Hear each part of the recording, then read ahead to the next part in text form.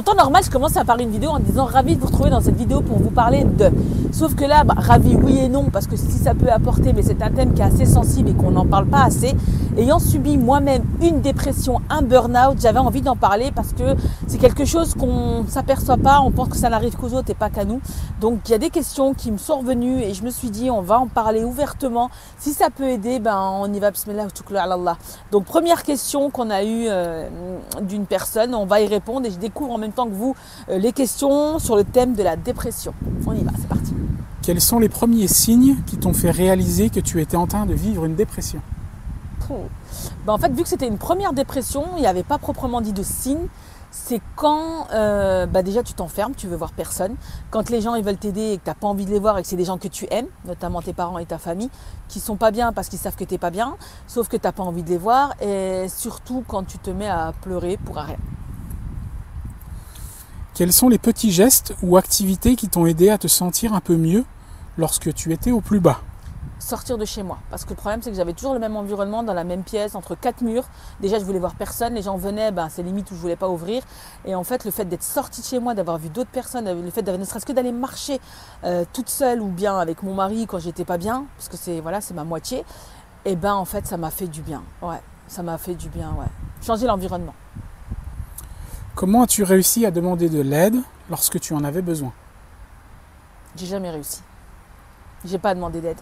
Les gens venaient instinctivement vers moi, mes amis, ma famille, mes parents, ma sœur. Mais j'ai jamais demandé d'aide parce que je suis la personne forte et que je dois toujours montrer que je suis forte. Quels sont les soutiens ou les ressources qui t'ont été les plus utiles pendant cette période difficile? Écrire. Écrire, écrire, écrire. Parce que extérioriser ses sentiments, c'est pas facile quand on n'a pas l'habitude de le faire et quand on veut se montrer fort devant tout le monde. Mais le fait d'écrire, d'extérioriser, le fait de prier, évidemment, Allah Azza wa Jal, mon créateur, ça a été vraiment ma bouée, ouais, qui va venir en premier. Ça a été vraiment lui, ma spiritualité, la foi, prier, invoquer et d'avoir des réponses à mes prières. Comment tu réussis à garder espoir et à te motiver à continuer malgré les moments sombres? Allah Azza wa Jal, parce que Allah nous a créés que pour nous éprouver, parce qu'il éprouve ceux qu'il aime et qu'il nous a créés pour une vie de lutte. Donc je me dis, tout ce qui arrive dans la vie, c'est que mon âme peut la supporter. Donc Allah nous donne à une âme qu'est-ce qu'elle peut supporter en épreuve. Donc plus je suis éprouvé, plus je me dis, je me rapproche de mon Créateur. Quel changement as-tu apporté à ta routine quotidienne pour prendre soin de toi-même? La reconnaissance, la gratitude, prendre soin de moi, l'estime de moi, la valeur de moi-même et la chance d'être en vie, de me lever, de parler, de marcher, d'entendre. Et je me dis, pour moi, c'est des choses tellement simples qui font toute la différence. Donc, c'est ce qui fait ma reconnaissance. Comment as-tu appris à reconnaître et à faire face aux pensées négatives ou destructrices? Quand tu deviens exécrable, quand tu fais que de crier, de râler, quand tu gonfles comme un bibendum parce que les émotions vont impacter ta santé, quand tu te bouffes sur du sucré, ouais, tu bouffes tes émotions. Tes émotions, c'est à travers la nourriture sucrée. Je mange pour... je mangeais mes émotions en fait. Quels sont les aspects de ta vie que tu as réévalués ou changés pour favoriser ton rétablissement? Ma spiritualité. Ça a été vraiment mon cordon ombilical. Et plus je suis proche de mon créateur, plus je me sens mieux. Plus je... J'ai mis le smile parce que tu vois, dès que... Quel conseil donnerais-tu à quelqu'un qui lutte contre la dépression et se sent dépassé? Allahumma kalhan, parce que, comme je dis tout à l'heure, c'est une épreuve. Allah nous a créés pour une vie de lutte et qu'il éprouve que ceux qui j'arrive même pas à parler tellement je suis passée par là, donc c'est extrêmement émotionnel à l'intérieur.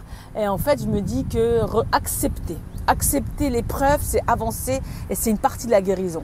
Et quand on comprend que le fait d'être éprouvé, d'être pas bien, d'être déprimé, c'est que certainement il y a une issue. Après, la difficulté vient la facilité, mais sur le moment, on le voit pas, on le comprend pas en tant qu'humain, ce qui est normal. Mais justement, se dire, en fait, c'est qu'il y a une porte qui se ferme parce qu'il y en a une autre qui va s'ouvrir. Enfin, comment te sens-tu maintenant par rapport à lorsque tu étais en pleine dépression? Et quels sont les éléments qui t'ont aidé à retrouver un semblant de normalité? Regardez, juste autour de moi, juste être là dans un parc, juste là, être bien, respirer, méditer, parler en plus avec vous. Allahumma kalhan. je suis la plus heureuse. Et je dirais même, je rajouterais même que si j'étais pas tombée, si j'avais pas été déprimée, si j'avais pas eu ce burn-out, j'en serais pas là aujourd'hui. Je serais encore en train de râler en voiture dans les bouchons à dire c'est la faute des autres, c'est pas ma faute, c'est des enfants chiants que j'ai, c'est un mari qui comprend pas, c'est un patron qui veut rien écouter à ce que je lui dis. Et en fait, c'était toujours la faute des autres et pas la mienne. Mais quand tu tombes et tu t'aperçois qu'en fait c'est toi le problème, et ben tu vois les choses différemment. Merci, j'espère que ça a pu vous aider très sincèrement et je sais que c'est quelque chose qui n'est pas facile, le burn-out, la dépression et qu'on n'en parle pas parce qu'on croit que non, c'est pas ça et les signes de la dépression sont minimes et on ne pense pas être touché, mais croyez-moi, c'est extrêmement important. Donc qu'Allah vous facilite, Inch'Allah, qu'Allah vous permette vraiment d'avancer, de œuvrer et de se rapprocher de lui parce que c'est vraiment là la guérison et la solution. Allah yasala alaykum.